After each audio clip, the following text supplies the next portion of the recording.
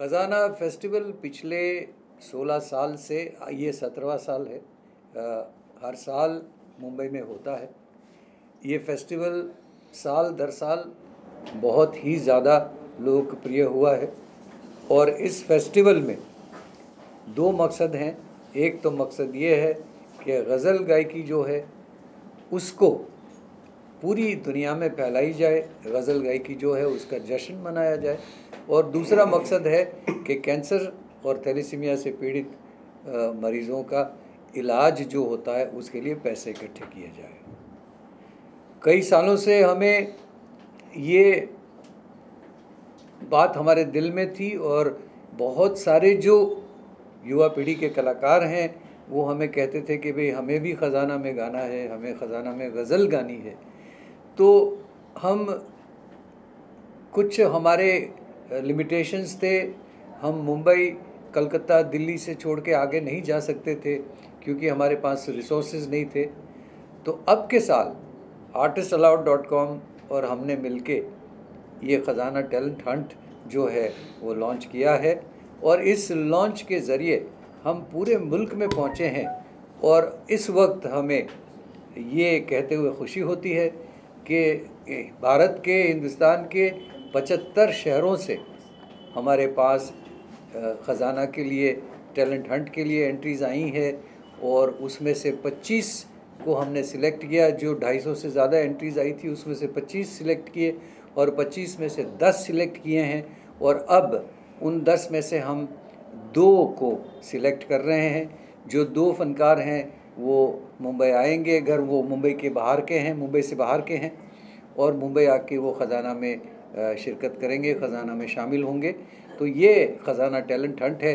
और बाकी ख़जाना आप सब जानते ही हैं कि ख़जाना की शुरुआत मेरे साथी कलाकार भाई अनूप जलोटा जी और तलत अज़ीज़ साहब ने मिलके, हम तीनों ने मिलके इस कार्यक्रम को जिसको कहें कि शुरू किया है 2002 से। और इस कार्यक्रम के ज़रिए हमने बहुत सारे पैसे जो इकट्ठे किए हैं उससे कैंसर पेशेंट्स और थैलेसीमिया के बच्चों की बहुत सारी सेवा हुई है। और ये कहते हुए मुझे खुशी है कि हमारे इस अभियान में, हमारे इस मिशन में रेखा भारद्वाज जी भी जुड़ी हैं, सुदीप बनर्जी भी जुड़े हैं और बहुत सारे और कलाकार जुड़े हैं ताकि हम गज़ल की सेवा कर सकें और इन मरीज़ों की सेवा कर सकें। देखिए, 10 में से जो 2 चुने जाएंगे, जो आज 2 चुने जाएंगे। हमारा 2 दिन का खजाना फेस्टिवल है, 27 जुलाई एंड 28 जुलाई।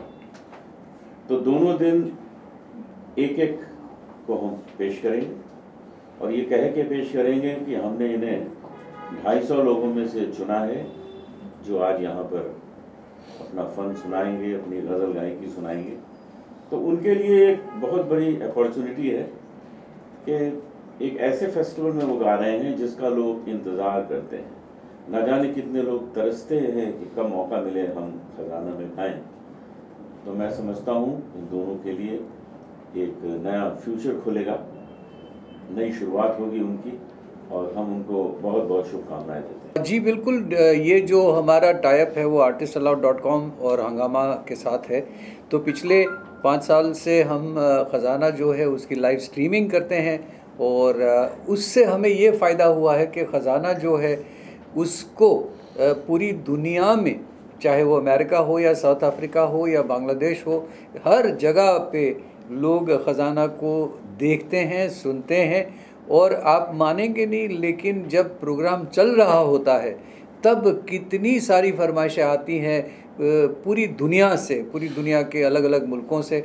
और सबसे बड़ी बात यह है कि अब तो ये वक्त आ गया है कि ख़जाना देखने के लिए, ख़जाना में हिस्सा लेने के लिए, ख़जाना में ऑडियंस बन के आने के लिए बाहर से लोग आना शुरू हो गए हैं।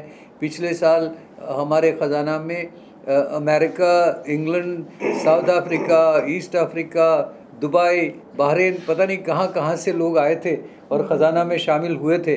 तो मैं समझता हूँ कि ये डिजिटल लाइव स्ट्रीमिंग की वजह से ही हुआ है कि हम दुनिया के कोने कोने तक पहुँच सके हैं। उसके लिए हम आर्टिस्ट अलाउड और हंगामा के बहुत आभारी हैं।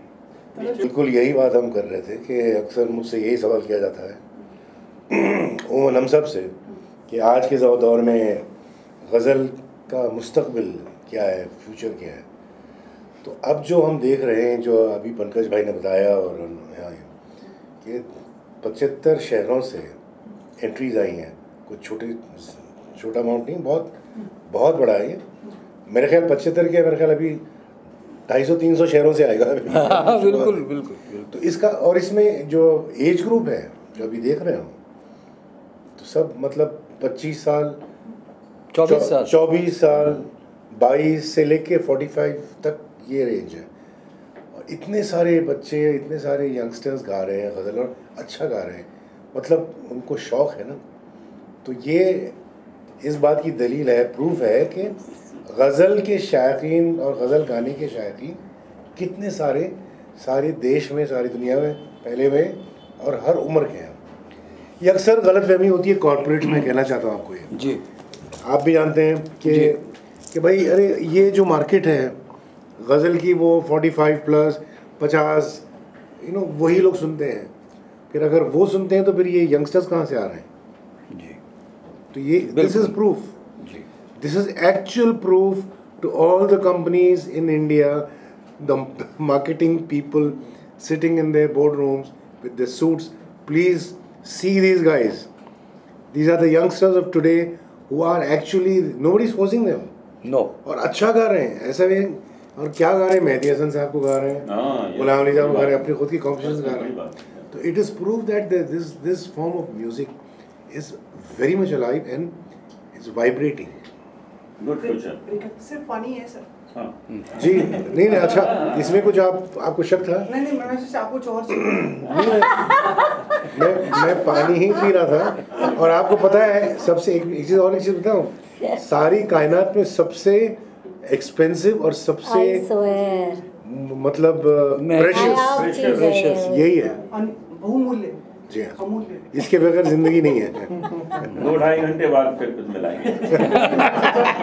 ये मिलाएंगे, इनका साथ मैं पानी से दूंगा। दिमाग ऐसे चलता है। पता नहीं क्या मौसम है, बाहर देखे नहीं हो।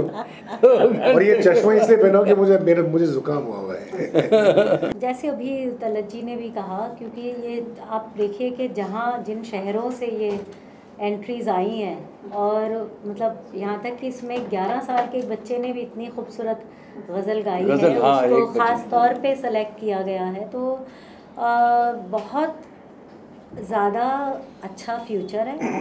आप इंटीरियर्स में जाएं तो वहाँ अभी भी म्यूज़िक का जो मयार है वो बहुत ऊंचा है, क्योंकि वहाँ सब क्लासिकल सीखते हैं, सब गज़ल सुनते हैं, गाते हैं। इतनी बात है कि अरबों की जनता में ऑब्वियसली इट्स नॉट पॉसिबल कि अरब के अरब लोग गज़ल ही सुनेंगे और गाएंगे। तो हर फॉर्म के लिए ऑडियंस है। It's just a matter of reaching them, finding that talent, bringing that out, and also जो ऑलरेडी गा रहे हैं लोग, उनका म्यूज़िक अवेलेबल हो तो it will reach where it has to reach. देखिए बात ये है कि जैसे अभी सवाल किसी ने किया था कि विनर की बात नहीं है, इस मंच से आपको प्लेटफॉर्म मिल रहा है। Exactly. आपके टैलेंट को सारी दुनिया को दिखाने सब लोग सुनेंगे, आपको शोज मिलेंगे आगे।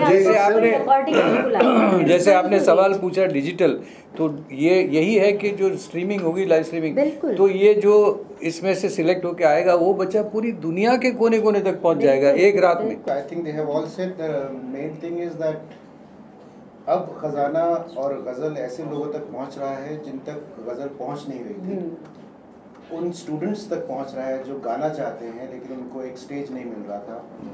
उन शायरों तक भी शायद पहुंच रहा है जो ये सोच रहे थे कि अब गाने वाले नहीं हैं, इतने गाने वाले हैं तो गज़ल और बढ़ेगी। और I think this is the first year, I think अगले साल दिखेगा शायद 500 कॉन्टेस्ट। और इसमें एक बात और जो ख़ास है कि जो फर्स्ट 2 राउंड्स थे उनमें उनको थीम दिए गए, या किसी को कि बड़े किसी सिंगर का आप गाएं, तो सब ने मेहदी हसन साहब, गुलाम अली साहब और जगजीत जी सबकी चीज़ें गाई।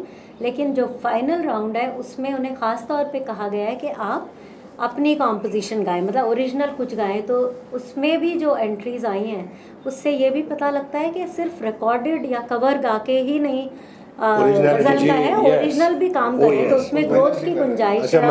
मैं इसमें बस एक बात से राउंड अप करना चाहता हूँ जो भी इसमें आ रहे हैं शहरों से, वो जब फेमस हो जाएंगे तो ये शेर उनके लिए है। हर कोई अब जोड़ता है हमसे एक रिश्ता नया, हर कोई अब जोड़ता है हमसे एक रिश्ता नया, कामयाबी क्या मिली रिश्तों का मौसम आ गया। क्या बात है, वाह वाह वाह। अच्छा बशीर अहमद साहब। मैं ज़रूर, बल्कि न सिर्फ मैं, हम जितने यहाँ बैठे हैं, ये आज का हमारा ये जजिंग सेशन शुरू हुआ उससे पहले बैठ के हमारी सब की बात हुई और हम इस बात से सब बहुत दुखी हैं सुन के। हम बहुत ज़्यादा बल्कि डिस्टर्ब्ड हैं कि she is such a wonderful person और अचानक ऐसी क्या बात हो गई। लेकिन एक बात मैं अप्रिशिएट करता हूँ कि शी हैज़ रिटन, मेरे ख्याल से उन्होंने ट्वीट किया है कि मेरे साथ ये मसला है और मैं उससे लड़ूंगी और मैं लड़के दिखाऊंगी।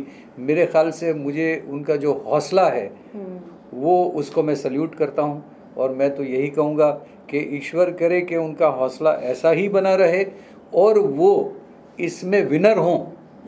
आज जब हम विनर की बात कर रहे हैं तो मैं तो यही कहना चाहूँगा कि उसमें वो विनर हों और let's pray that she overcomes this difficulty, this tough times, and she comes out of it with flying colors, I would say.